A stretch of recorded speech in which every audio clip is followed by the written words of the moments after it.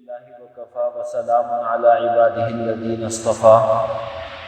اما بعد فاعوذ بالله من الشيطان الرجيم بسم الله الرحمن الرحيم ولقد آتينا داود وسليمان علما وقال الحمد لله الذي فضلنا على كثير من عباده المؤمنين صدق اللہ العظیم۔ یہ 19ویں سپارے میں سورہ نمل کی ایک آیت ہے جس میں اللہ تعالیٰ نے حضرت داؤد علیہ السلام اور حضرت سلیمان علیہ السلام کا ذکر فرمایا ہے، اور اس کے بعد آنے والی آیات میں حضرت سلیمان علیہ السلام کے کچھ واقعات کا تذکرہ بھی فرمایا ہے۔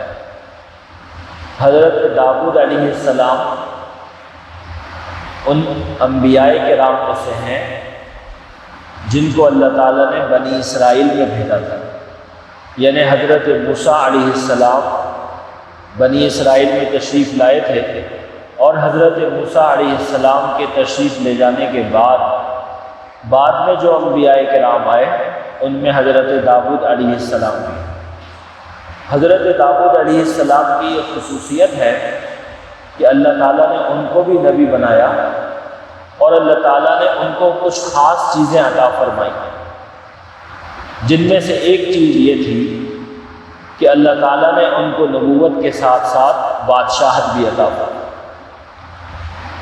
دوسری بات یہ کہ اللہ تعالیٰ نے ان کے ساتھ بطور معجزہ یہ معاملہ بھی رکھا کہ ان کو اتنی خوش الہانی عطا فرمائی اور اتنی خوبصورت آواز عطا فرمائی کہ جب وہ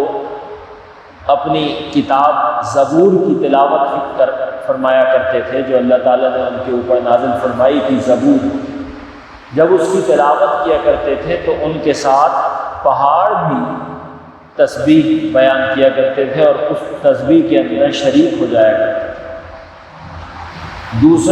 تیسری بات یہ کہ اللہ تعالیٰ نے ان کو ایک یہ بھی خصوصیت عطا فرمائی کہ ان کے ساتھ ساتھ جو ہواؤں میں اڑتے ہوئے پرندے ہوتے تھے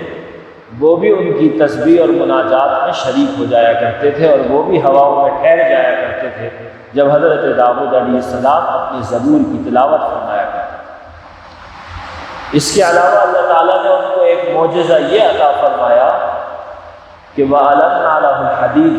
اللہ نے حضرت داؤد علیہ السلام کے لیے لوہے کو نرم فرما دیا تھا۔ لوہا ہاتھ میں لیتے اور اس کو آگ دکھائے بغیر ان کے ہاتھوں میں وہ ایسا نرم ہو جاتا جس طرح موم انسان کے ہاتھوں میں نرم ہوتا ہے، اور وہ اس سے زرہیں بنایا کرتے تھے، جنگی لباس بنایا کرتے تھے اور ان کو فروخت کیا کرتے تھے۔ اللہ تعالیٰ نے ان کو یہ بھی سکھلایا اور ان کے ہاتھوں میں لوہے کو نرم فرما دیا۔ تو ایک تو بات یہ ہے، دوسری بات یہ اللہ تعالیٰ نے ان کے اوپر ایک خاص انعام یہ فرمایا کہ ان کے بیٹے تھے حضرت سلیمان علیہ السلام، اللہ تعالیٰ نے ان کو بھی نبی بنایا۔ دوسری بات یہ کہ اللہ نے ان کو بھی نبوت کے ساتھ ساتھ بادشاہت عطا فرمائی۔ تیسری بات یہ کہ علمنا منطق الطیر، اللہ نے حضرت سلیمان علیہ السلام کو پرندوں کی اور جانوروں کی، حیوانات کی بولیاں اور زبانیں سکھلا دی کہ جو پرندے آپس میں گفتگو کر رہے ہیں، جانور جو آپس میں بات کر رہے ہیں، جنات جو آپس میں بات کر رہے ہیں، اللہ تعالیٰ نے ان سب کی بولیاں حضرت سلیمان علیہ السلام کو سکھلا دی۔ اور اس کے ساتھ ساتھ فرمایا کہ یہ اگلی بات یہ کہ اللہ نے ان کو ایسی بادشاہت عطا فرمائی کہ جو صرف انسانوں کے اوپر نہیں تھی بلکہ حیوانات کے اوپر، چرند پرند درندے اور جنات، ساری مخلوقات کو اللہ نے حضرت سلیمان علیہ السلام کے، حتیٰ کہ چلنے والی ہوائیں، یہ سب حضرت سلیمان علیہ السلام کے تابع کر دی تھی اور ان کے لیے مسخر فرما دی تھی۔ اور فرمایا کہ اللہ نے ان کو ایک معجزہ یہ بھی عطا فرمایا کہ اللہ نے حضرت سلیمان علیہ السلام کے لیے ہوا کو اس طرح مسخر فرمایا، ولی سلیمان الريح غدوها شهر ورواحها شهر، کہ صبح کے وقت حضرت سلیمان علیہ السلام اپنے تخت پر جلوہ افروز ہوتے، پورا دربار سجایا کرتے اور اس کے اندر ان کے وزراء انسانوں میں سے اور جنات میں سے اور علماء اور جتنے بھی دربار کے لوگ ہوتے تھے وہ سارے اس تخت کے اوپر براجمان ہوتے، اور حضرت سلیمان علیہ السلام حکم فرماتے ہوا کو، تو وہ ہوا اس تخت کو اڑا کر لے کے جاتی، اور 1 مہینے کا جو سفر اس زمانے میں طے ہوتا تھا وہ صبح کے تھوڑے سے وقت میں طے ہو جایا کرتا تھا۔ اور فرمایا کہ شام کے وقت پھر تھوڑے سے وقت کے اندر 1 مہینے کی مسافت طے ہو جاتی تھی۔ گویا کہ ایک دن میں دنیا کے جو باقی لوگ مسافت 2 مہینے کے اندر طے کیا کرتے تھے، حضرت سلیمان علیہ السلام بطور معجزہ ہوا کے ذریعے براہ راست ہوا کے ساتھ اپنے تخت پر وہ 2 مہینے کی مسافت 1 دن میں طے فرمایا کرتے تھے، اور وہ ہوا اتنی نرمی کے ساتھ چلتی تھی کہ نہ تخت گرتا تھا، نہ آگے نہ تکلیف ہوتی تھی، اور ان کی مرضی کے مطابق وہ آرام سے اور نرمی سے چلا کرتے تھے۔ ہوائی جہاز کا تصور تو آج آیا ہے، لیکن یہ آلات کے ساتھ ہے، انجن کے ساتھ ہے، پیٹرول کے ساتھ ہے، آوازوں کے ساتھ ہے، آلات کے ساتھ ہے، اس کے بغیر نہیں ہو سکتا۔ حضرت سلیمان علیہ السلام کا معجزہ، نبی کا جو معجزہ ہوتا ہے، یہ ظاہری آلات اور ظاہری اسباب کے بغیر ہوتا ہے۔ حضرت سلیمان علیہ السلام کا معجزہ اس سب کے بغیر تھا، براہ راست ہوا پر تخت اڑتا تھا ان کے حکم سے اور ٹھہر جایا کرتا تھا۔ تو حضرت سلیمان علیہ السلام کی اور حضرت داؤد علیہ السلام کا یہاں پہ ذکر فرمایا، اور یہ فرمایا کہ جب حضرت سلیمان علیہ السلام چلا کرتے تھے، وَحُشِرَ لِسُلَيْمَانَ جُنُودُهُ مِنَ الْجِنِّ وَالْإِنسِ وَالطَّيْرِ فَهُمْ يُوزَعُونَ، کہ اللہ نے یہ انتظام فرمایا کہ جب وہ چلا کرتے تھے اور ان کا قافلہ جب چلتا تھا تو ان کے قافلے میں بڑا جاہ و جلال ہوا کرتا تھا، اور صرف انسان نہیں ہوتے تھے بلکہ انسانوں کے ساتھ ساتھ پرندے الگ ہوتے تھے اور جنات الگ ہوتے تھے، اور وہ یہ ایک بڑی تعداد میں یہ سارے ان کے ساتھ چلا کرتے تھے، اور سب ایک نظم و ضبط کے ساتھ، ایک نظم و ضبط کے ساتھ، یہ نہیں کہ کوئی آگے بھاگ رہا ہے کوئی پیچھے رہ رہا ہے، بلکہ جس نے جہاں پہ چلنا ہے وہ بڑے نظم و ضبط کے ساتھ، بڑی ڈسپلن کے ساتھ وہ چلا کرتے تھے۔ گویا کہ پرندے جو کوئی بات نہیں سمجھتے تھے، لیکن اللہ تعالیٰ نے حضرت سلیمان علیہ السلام کے لیے ان کو ایسا مسخر کیا تھا کہ وہ بات سمجھتے تھے، اور وہ جہاں ان کو کہا جاتا تھا وہ اس طرح سے چلا کرتے تھے۔ رفتار ہلکی کرنی ہوتی تھی، رفتار ہلکی کرتے تھے۔ تو یہ پورا نظام، اور اسی کے ضمن میں اللہ تعالیٰ نے یہ واقعہ بتایا کہ حتیٰ اذا اتوا علی باب النمل قالت نملۃ یا ایھا النمل ادخلوا مساکنکم، کہ ایک مرتبہ حضرت سلیمان علیہ السلام اپنے لشکر کے ساتھ جا رہے تھے، تو راستے میں ان کا گزر ہوا ایک ایسی وادی پر کہ جہاں پہ چیونٹیاں رہتی تھیں، چیونٹیوں کی وادی تھی۔ قرآن کریم کہتا ہے کہ چیونٹیوں کی وادی تھی، یعنی اس جگہ پہ چیونٹیاں بہت کثرت سے تھیں۔ ایک چھوٹا سا جانور ہے چیونٹی، زمین پہ چلتا ہے، تو وہ بہت کثرت کے ساتھ وہاں پہ تھا۔ جیسے آپ دیکھتے ہیں کہ کچھ جگہیں ہوتی ہیں وہاں پہ چیونٹیاں بہت زیادہ ہوتی ہیں، تو اس طرح وہاں بہت بڑی تعداد میں چیونٹیاں تھیں۔ حضرت سلیمان علیہ السلام اپنے لشکر کے ساتھ جب وہاں سے گزرنے لگے تو ان چیونٹیوں میں سے ایک چیونٹی نے کہا قالت نملۃ یا ایھا النمل ادخلوا مساکنکم، کہ اے چیونٹیوں اپنے اپنے گھروں میں گھس جاؤ، لا یحطمنکم سلیمان وجنودہ، ایسا نہ ہو کہ سلیمان اور ان کا لشکر تمہیں پیس ڈالا، وہم لا یشعرون، اور انہیں پتہ بھی نہ چلا، کیونکہ حضرت سلیمان اور ان کا لشکر آ رہا ہے، تو جب وہ یہاں سے گزرے گا تو تم تو ان کے پاؤں میں رون بھی جاؤ گی، اور ان کو تو اس بات کا پتہ بھی نہیں ہوگا، احساس بھی نہیں ہوگا، اور تو اس لیے اپنی جان بچاؤ اور اپنے اپنے بلوں میں اپنے اپنے گھروں میں گھس جاؤ۔ یہ چیونٹی نے دوسری چیونٹیوں کو پیغام دیا۔ اللہ تعالیٰ نے اس پیغام کو بھی ذکر کیا، اور اللہ تعالیٰ نے اس بات کو بھی بیان فرمایا کہ یہ جو چیونٹی نے بات کہی، اللہ نے حضرت سلیمان علیہ السلام کو اس کی یہ بات سنا دی، اس کی یہ آواز پہنچا دی، اس کی یہ بات سنا دی کہ یہ چیونٹی یہ بات کہہ رہی ہے۔ جب حضرت سلیمان علیہ السلام نے یہ سنا اور ان کو یہ بات اس بات کا علم ہوا تو آپ مسکرانے لگے، فتبسم ضاحکا من قولها، کہ دیکھو چیونٹی اتنی ننھی سی مخلوق ہے اور یہ کیسے اپنے برادری کی، اپنے قبیلے کی، اپنے جیسے چیونٹیوں کی فکر کر رہی ہے کہ ان کو نقصان نہ پہنچ جائے۔ ایک تو یہ بات، اور دوسری یہ بات کہ میرے اللہ نے مجھ کو یہ بات سنا دی اور یہ بات پہنچا دی، اور پھر حضرت سلیمان علیہ السلام نے کہ جو اللہ نے ان کو اور باقی نعمتیں عطا فرمائی تھیں ان کو بھی سامنے رکھتے ہوئے اللہ سے یہ دعا فرمائی کہ رب اوزعنی ان اشکر نعمتک التی انعمت علیہ، کہ اے میرے پروردگار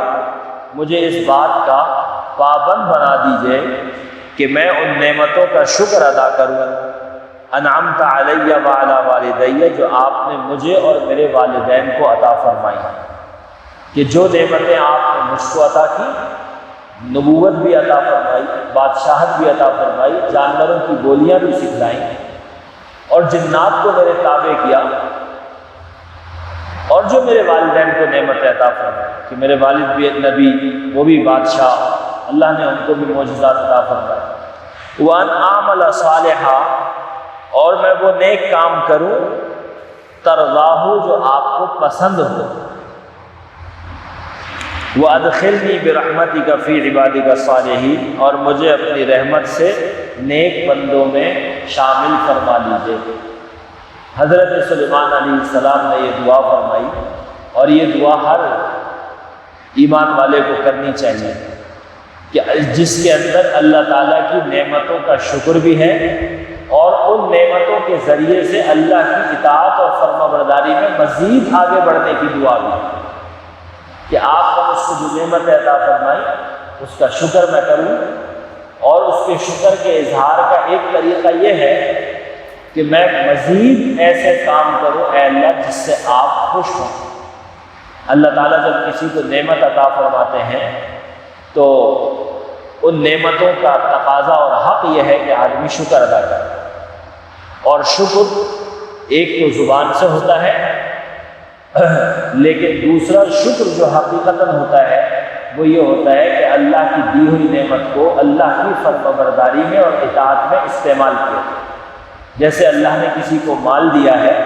اس مال پر ایک تو یہ ہے کہ آدمی زبان سے اللہ کا شکر کرے،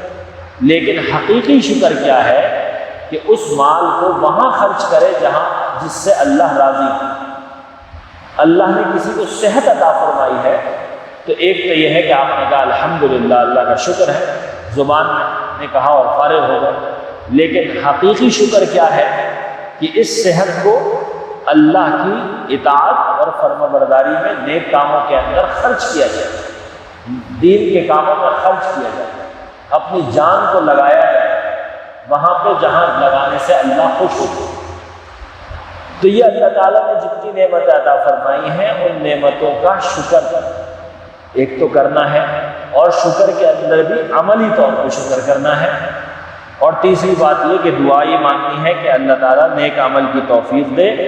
اور اپنے نیک بندوں میں اللہ شامل فرمائے۔ آپ اندازہ فرمائیے حضرت سلیمان علیہ السلام نبی ہیں، اور نبیوں میں بھی خاص فضیلتیں اللہ تعالیٰ نے اور خاص معجزات عطا فرمائے، اور ان کے والد بھی نبی ہیں، اتنی بڑی فضیلت عطا فرمائی، وہ بھی یہ دعا مانگ رہے ہیں کہ اللہ مجھے اپنے نیک بندوں میں شمار فرما، نیک بندوں میں شامل فرما لیجیے، داخل فرما لیجیے۔ تو یہ دعا ہماری بھی ضرورت ہے۔ یہ دعا ہر مسلمان کی ضرورت ہے۔ تو اس دعا کو، جس کو اللہ نے یہاں ذکر فرمایا، تو اس دعا کو اپنی دعاؤں کا حصہ بنانا چاہیے۔ جس کو یاد نہ ہو وہ یہاں سے دیکھ لے، سورہ نمل 19ویں سپارے میں 19ویں آیت ہے، رب اوزعنی ان اشکر نعمتک التی انعمت علی وعلی والدی وان اعمل صالحا ترضاہ وادخلنی برحمتک فی عبادک الصالحین۔ اور دوسری بات، یہ بات کہ اللہ تعالیٰ نے قرآن کریم میں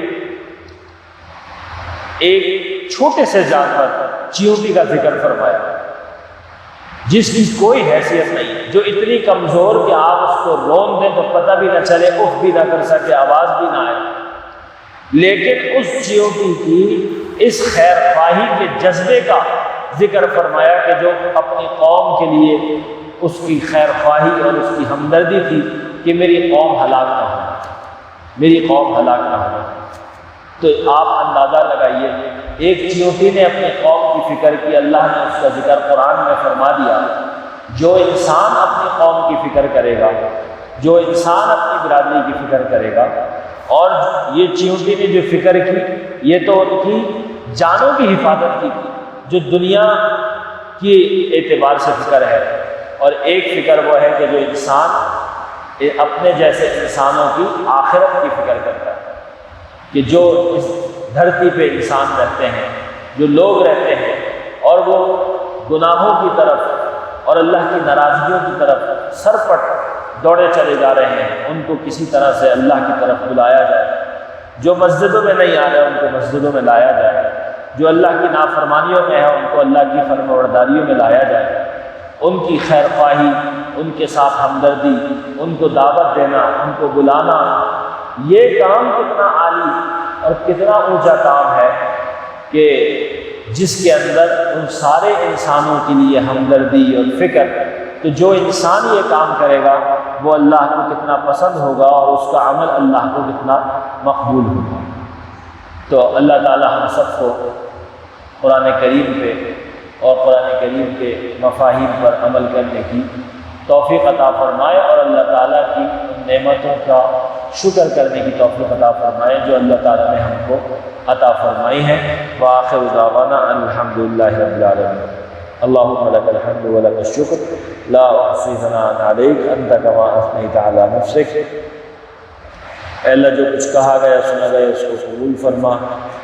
اے اللہ، ہم سب کے اندر قرآن کریم کے ساتھ تعلق اور محبت کو پیدا فرما، اور قرآن کریم ہماری زندگیوں میں زندہ فرما۔ وصلی اللہ تعالی علی خیر خلقہ محمد وعلی آلہ وصحبہ اجمعین۔ آمین۔